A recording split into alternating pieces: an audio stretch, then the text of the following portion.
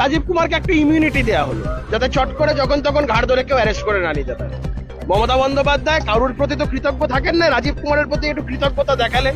যত চুরি করেছেন রাজীব কুমার এত সাথ দিয়েছেন, তাই এই ব্যাপারে একটা ইমিউনিটি দেওয়ার জন্য যাতে দুমদাম করে পুলিশ না তুলে নিতে পারে, বা সিবিআই না, পুলিশ তো তুলবে না, সিবিআই যাতে না, ইডি না তুলে নিতে পারে, একটা পার্লামেন্টের একটা সদস্য করে দিল।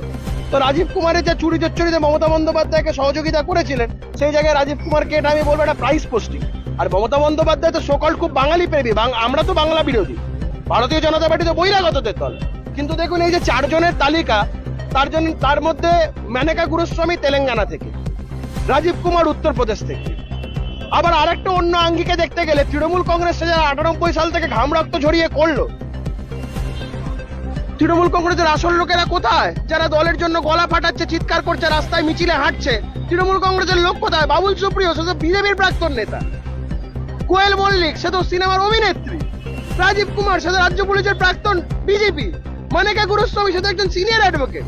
তাই তৃণমূল দল নিজেদের সাধারণ কর্মী সমর্থকদেরই কথা ভাবে না, তৃণমূল কংগ্রেস দলের যারা সাধারণ কর্মী সমর্থক তারাই ভাবুন যে কোন দল করছেন, কাদের হয়ে চিৎকার করছে।